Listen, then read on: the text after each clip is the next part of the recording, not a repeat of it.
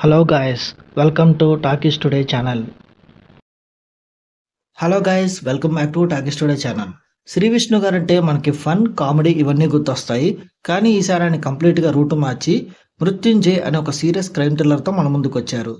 హుస్సేన్ షా దర్శకత్వంలో వచ్చిన ఈ సినిమా ఎలా ఉంది? శ్రీ విష్ణు సెకండ్ ఇన్నింగ్స్లో మరో హిట్ పడిందా లేదా? ఈ విషయాలన్నీ ఈ వీడియోలో మన స్టైల్లో డిస్కస్ చేద్దాం. సో వీడియోని కనుక మీరు ఫస్ట్ టైం చూస్తున్నట్టయితే ఒక లైక్ చేయండి, ఒక కామెంట్ చేయండి, అలాగే మన ఛానల్ని సబ్స్క్రైబ్ చేసుకోండి. చాలామంది మన ఛానల్ని సబ్స్క్రైబ్ చేసుకోకుండానే వీడియోస్ చూస్తున్నారు గైస్. మీరు సబ్స్క్రైబ్ చేసుకొని చూడడం వల్ల ఛానల్ కంటే ఎంకరేజ్మెంట్గా ఉంటుంది. సో సబ్స్క్రైబ్ చేసుకుని వీడియోస్ చూడండి.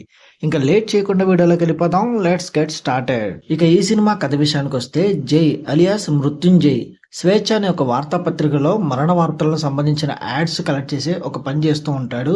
అతని లక్ష్యం మాత్రం క్రైమ్ బ్యూరోలో చేరడం. ఒకరోజు అచ్యుత్ అనే వ్యక్తి మరణ వార్త యాడ్ కోసం వెళ్ళిన జైకి ఆ చావు వెనుక ఏదో మిస్టరీ ఉందన్న అనుమానం వస్తుంది.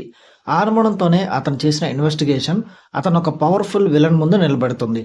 అసలు ఆ హత్య ఎవరు చేశారు, జై ఆ నిజాన్ని ఎలా బయటపెట్టాడు అనేది ఈ సినిమా యొక్క మెయిన్ స్టోరీ. ఇక ఈ సినిమా పాజిటివ్ పాయింట్స్ ఏంటో ఇప్పుడు చూద్దాం. ఈ సినిమాకి main positive point Shri Vishnu performance అనే చెప్పాలి. కామెడీ జోనర్ని పక్కన పెట్టి చాలా సీరియస్ రోల్లో విష్ణు ఒదిగిపోయి నటించాడు. తన క్యారెక్టర్లో ఉన్న ఆ ఇంటెన్సిటీని చాలా బాగా పండించాడు.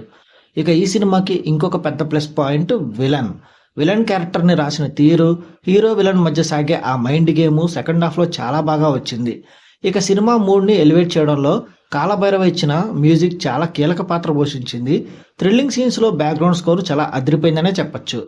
ఇక అనవసరమైన పాటలు, హీరోయిన్స్తో సీన్స్ అవేం లేకుండా స్ట్రైట్గా స్టోరీలోకి వెళ్ళిపోవడం అనేది ఒక పాజిటివ్ పాయింట్గానే కనిపిస్తుంది. ఈ సినిమా మైనస్ పాయింట్స్ ఏంటో ఇప్పుడు చూద్దాం. సినిమా స్టార్టింగ్లో స్క్రీన్ ప్లే చాలా స్లోగా వెళ్తుంది. హీరో బ్యాక్ డ్రాప్, అట్లాగే పాత్రల పరిచయం ఇవన్నీ ఒకదాని తర్వాత ఒకటి బోర్ కట్టిస్తాయి. ఇక సినిమా ఎంచుకున్న మెయిన్ పాయింట్ అంత కొత్తగా ఏం లేదు. గతంలో ఇలాంటి క్రైమ్ థ్రిల్లర్స్ మనం చాలా చూసేసాం అన్న ఫీలింగే వస్తుంది. ఇక ఇన్వెస్టిగేషన్ సీన్స్లో కొన్ని చోట్ల కంప్లీట్గా లాజిక్స్ మిస్ అయ్యాయి. ఇంకాస్త బెటర్గా రాసుకుంటే ఆ సీన్స్ అన్ని బాగుండేదన్న ఫీలింగ్ అయితే వచ్చింది. ఇక ఈ సినిమా పర్ఫార్మెన్సెస్ విషయానికి వస్తే, శ్రీ విష్ణు తన నటనతో ఈ సినిమాని నిలబెట్టాడని చెప్పొచ్చు.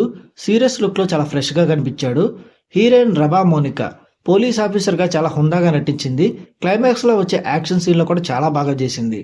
ఇక విలన్గా చేసిన వీర్ ఆర్యన్ విలన్గా తన లుక్స్ అండ్ యాక్టింగ్తో అదరగొట్టేశాడు ఈ సినిమాలో. ఇక ఈ సినిమా టెక్నికల్ డిపార్ట్మెంట్ చూసుకున్నట్టయితే, ఈ సినిమాకి అందించిన సినిమాటోగ్రఫీ అదిరిపోయింది. ఎడిటింగ్ విషయానికి వస్తే, ఫస్ట్ హాఫ్లో కొన్ని సీన్స్ ట్రిమ్ చేసి ఉండాల్సింది. ఇక ప్రొడక్షన్ వాల్యూస్ కూడా చాలా బాగున్నాయి.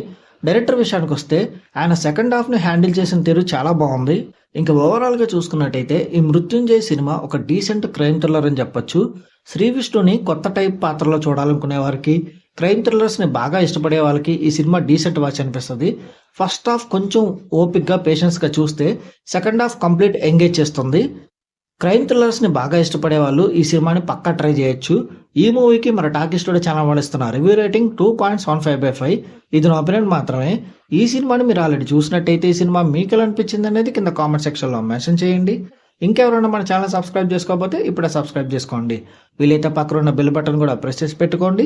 ఇది వాళ్ళ వీడియో గాయస్. మళ్ళీ ఇంకొక మంచి వీడియోతో మీ ముందుకు వస్తాను. Thanks for watching. జై హింద్.